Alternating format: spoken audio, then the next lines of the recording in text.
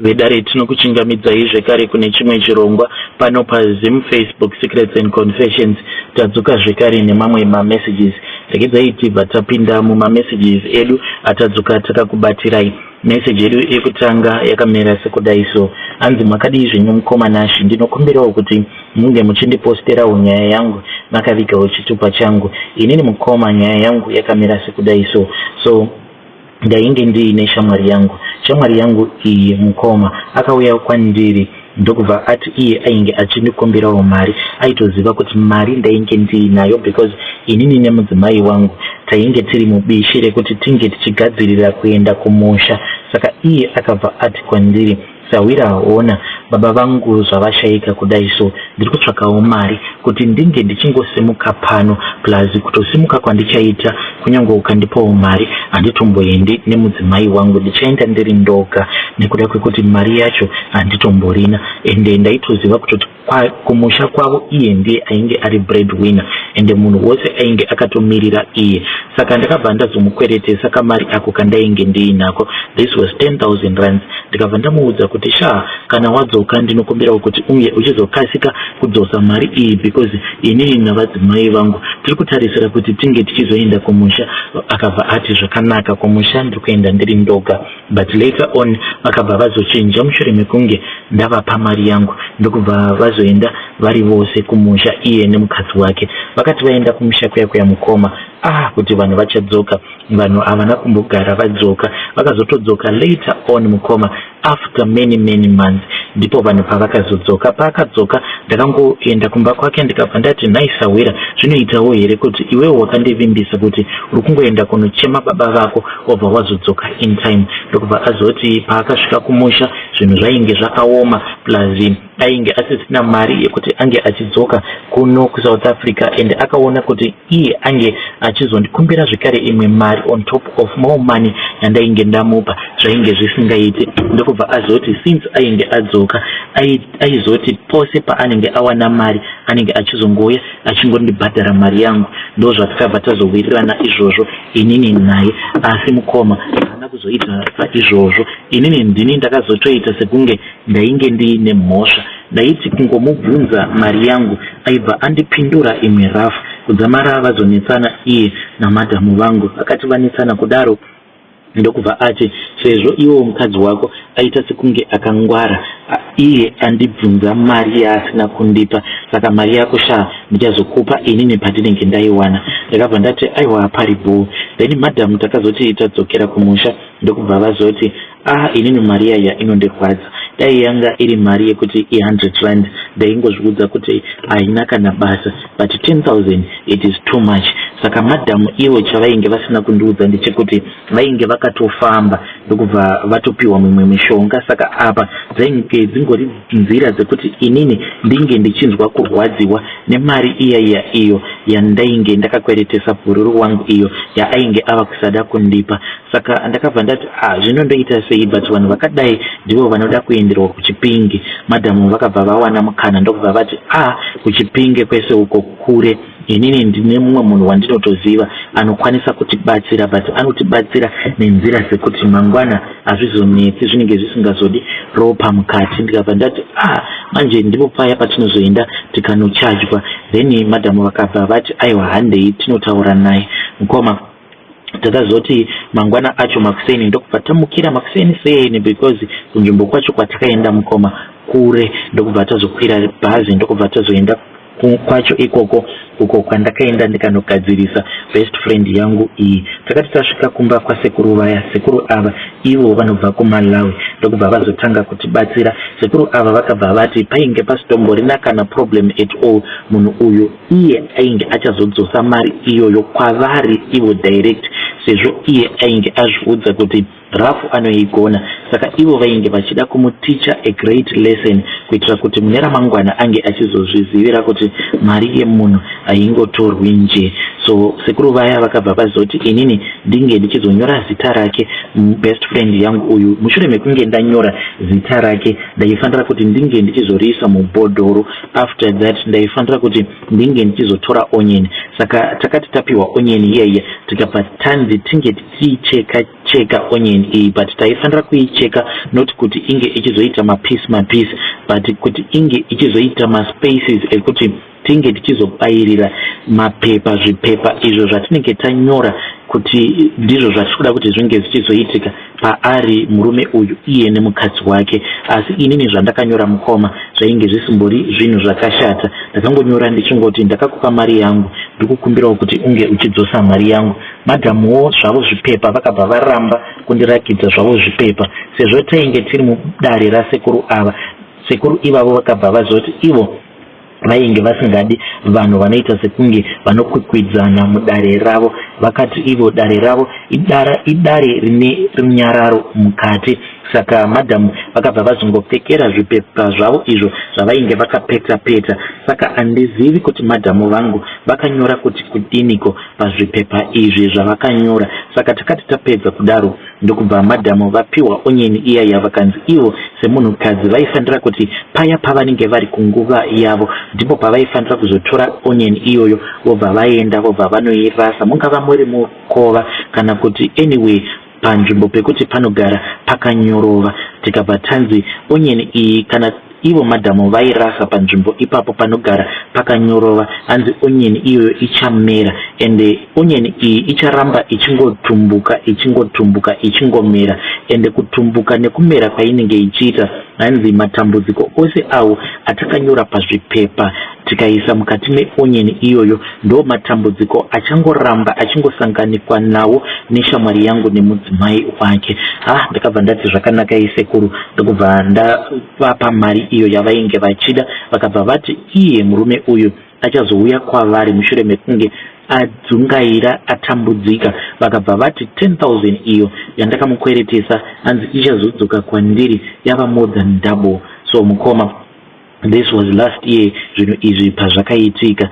Saka ndakazoti ndadzoka kuno kuSouth Africa, pane dei randakasangana naye shamwari yangu uyu. Saka makwazisiro acho akandiita ini ndakatofungidzira kuti zvimwe kuda munhu uyu kasi ari kuda kuita hondo neni. Akandikwazisa zvezviya zvehurudhu mukati achizunza maoko ake. Saka ndakangoti sezvo tiri vanhu vekuti takambonetsana maybe ndo kwazviri kubva ikoko. Ndikabva ndangosiyana nazvo, but ndakati ndasvika kumba madhamu ndokubva ndazovaudza kuti ndo zvandaonawo muchinda uya wekuti kwereta mari achiita. Hapana kana kumbopera nguva mukoma, iye mudzimai wake ndokubva atorohwa nemotikari. Mudzimai wacho mukoma akabikwa mudzimai wacho akafa muna January, akangorohwa nemotikari achibva kubasa ndokubva atoshayika. Apa muchinda uyu mukoma paakaenda kunoviga mudzimai wake kumusha, takabva tatonzwa kutoti pfungwa dzake hadzichatombotori zvakanaka. Akazouya zvake kuno kuSouth Africa, but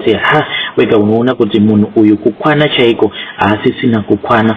Saka madhamu koma ndiri munhu wekuti each and every night kana ndabva kubasa paya patinenge takagara ndinogara ndichivabvunza kuti naimi ko imimi pamakanyora chenyu chipepa makanyora kuti kudii, because tarirai muone kuti kubva zvatakabva kunogadzirisa vanhu ava, tarirai muone kuti 1 mukadzi wacho akabva afa, then 2 iye murume wacho ava kuita sekunge anopenga. Hamuna here zvakashata zvamakanyora pachipepa chenyu, izvo zvipepa zvenyu zvamakaramba kuti ndinge ndichizviona, but mudzimai wangu so far ari kuramba kundiudza izvo zvaakanyora.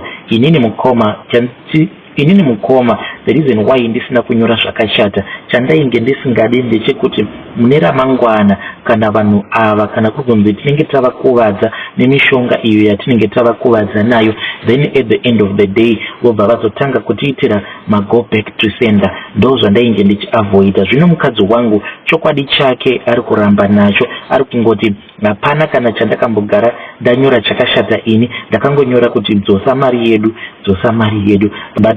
But I think kuti mukadzi wangu ari kundiudza nhema. Zvino ini ndava kutya kuti mukadzi uyu wemuchinda uyu akarohwa nemotikari kana kuri kunzi mishonga iyo yatakaenda tikanobatiswa kana iri iyo yakamukuvadza ko zvandinongonzwa zvichinzi mishonga inosvika pakuexpire. Zvino kana yaexpire hazvizondi affect here. Inini chandainge ndichingoda yainge iri mari yangu back, ndainge ndisina kumbopikira kuti umwe munhu ange achizopinda muguva nekuda kwemari iyo yandainge ndakakweretesa murume wake. Inini ndainge ndakangozviudza kuti it is fine, takavharwa because I know kuti upenyu hwemunhu hwakakosha.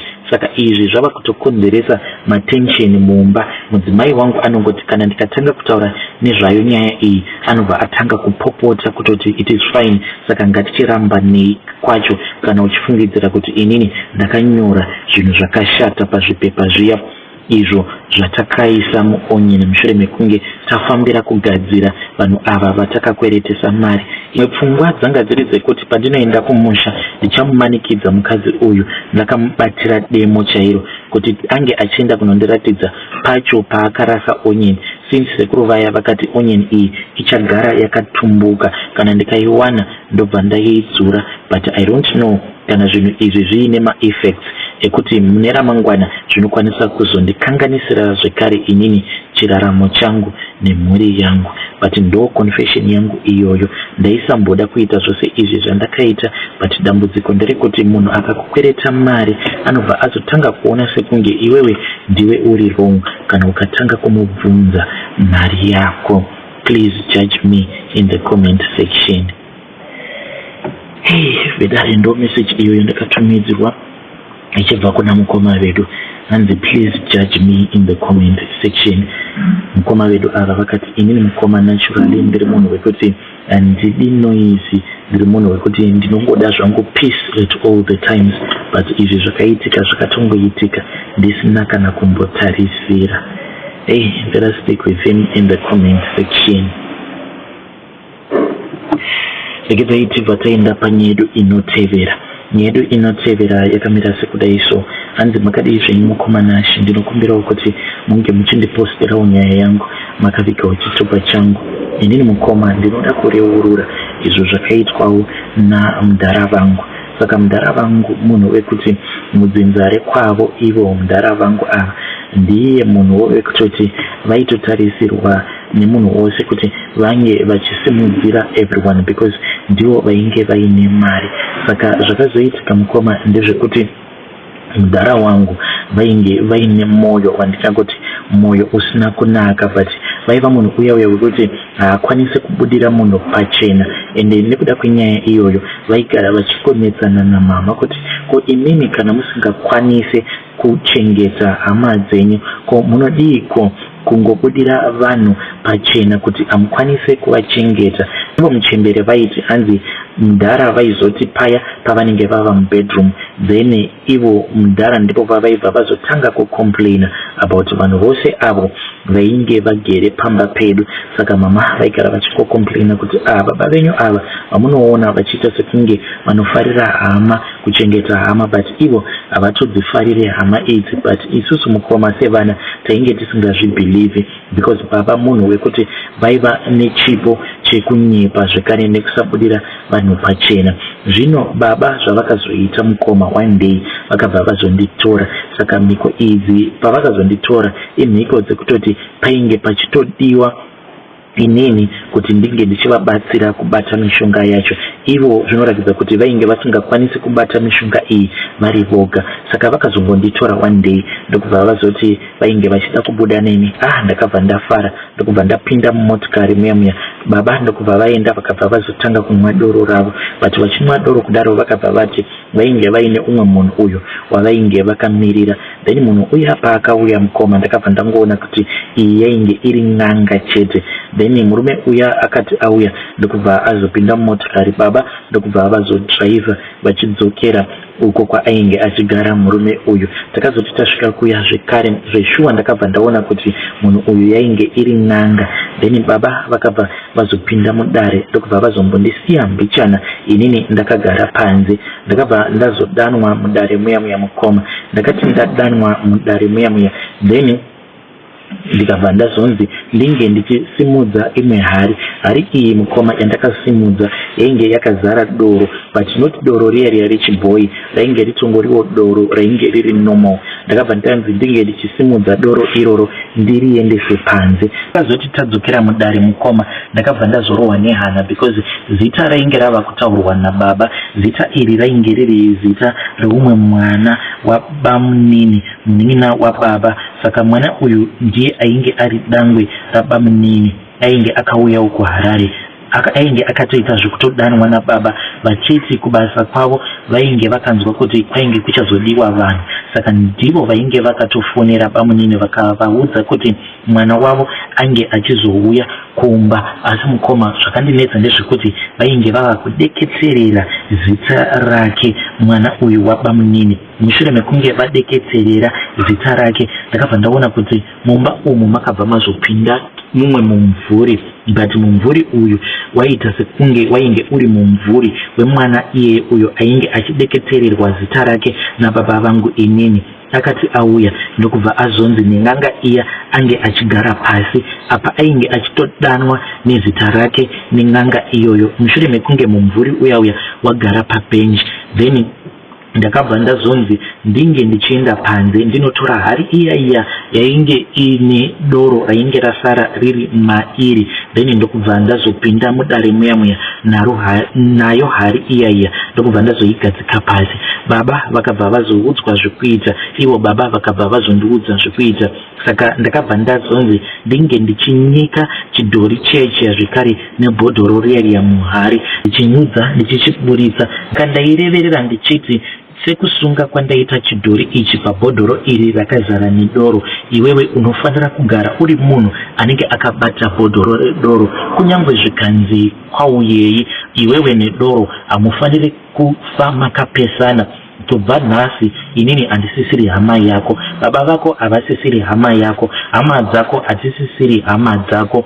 Iwewe kubva nhasi hama yako rava bhodhoro iri, unoriona bhodhoro iri rakazara nedoro ndiyo yava hama yako. Kana bhodhoro iri redoro rikangopera doro zvinoreva kuti haisisiri hama yako. Unofanira kukasika kutsvaka rimwe bhodhoro rinenge rakazara nedoro, nekuti ndeverera kwacho kwandakaita zita ramukoma vangu mwana wabamunini pachidhori icho chandainge ndasungirira pabhodhoro redoro. Ndapedza kudaro nanga iya yakabva yati uyu pamumvuri haangasvikepo anotofa, ndikunzwa kuti hana yake iri kunyanyisa kurova. Nanga iya yakabva yazotora hari iya yainge iine doro ndokubva yapa mumvuri uyo wainge wakagara pabench, ndokubva yatanga kutuka mumvuri uya ichiti inwa doro iri.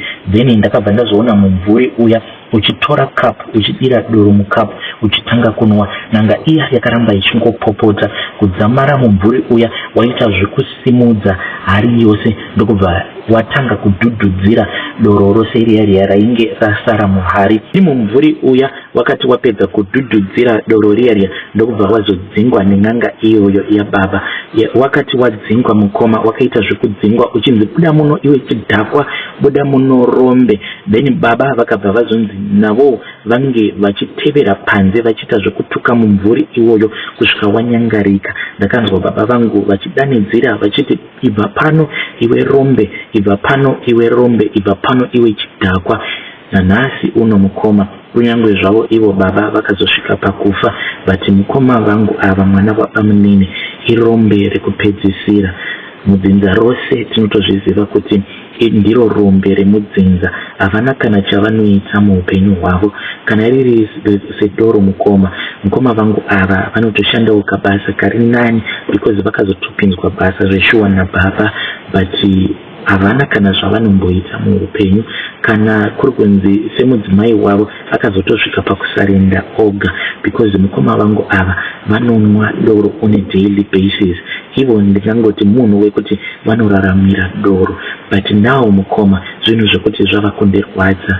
Mari iri kuparadzwa namukoma imari yekuti vangadai vatovawo munhu wekutoti vangadai vachitoremekedzeka, vangadai vaine zvinhu zvavo, but because of doro havana kana chavainacho, zvinhu zvinondirwadza on a daily basis. Handizivi kuti mukoma vangu ava ndingaita sei navo, ndofamba navo here kana kuti ndongosiyana nazvo, because zvinhu izvi handisiri ini ndakazviita. Zvimwe kuda kana ndikazoda kufamba navo maybe ndinozosimudza dzimwe mhepo dzekuti handikwanise kuzodzizorodza. Please advise me mukoma Nash, ndichange ndichizoteverera mucomment section. Forgive me dzimwe nyaya ndazongoita ndichizongokata ndichidawo kuti nyaya yangu isazonyanyisa kurebesa. Vedare ndo message iyo yandakatumidzirwa ichibva kuna mukoma vedu. Hanzi ndidzowo mhiko dzakaitwa nababa vangu apa. Pari zvino mukoma vangu ava, cousin brother yangu, vari kutambudzika iRombe Rekupedzisira apa vanoshanda basa ravo rakanakisisa. Kwenyu zvirikowo here zvekuti mune hama yenyu yekuti kana yatanga kumwa doro, munhu anomwa doro kusvika pastage yekuti anoita sekunge ari kutoda kutoti doro racho raanenge achinwa ringe richizomuuraya? You can come and share with me the details kuti zvinhu zvacho zvakatanga sei. Zvimwe kuda munokwanisa kuzotobatsirikana mucomment section. Ngatisanganei zvekare mune zvimwe zvirongwa zvinotevera kuchannel yedu imwe iya. Kune vamwe vari kuramba vachingouya nehope dzavo. Chekutanga vamwe vari kuuya nematambudziko avo vachitsvaka phone numbers. Phone numbers asamaita, so instead of posting matambudziko evanhu panapa pachannel yemaconfessions, ndichange ndichiposta kuchannel iyoyo yechakafukidza, including mamwe maconfessions zvekare nematambudziko anenge achisanganikwa nawo nevanhu zvekare nezviziviso. So you can just check that channel as well. I will try to post always kuchannel ikoko, kunyangwe zvangu ndichimboita ndichiwandirwa, but ndichazama kuramba ndichingoposta kuchannel iyoyo yechakafukidza.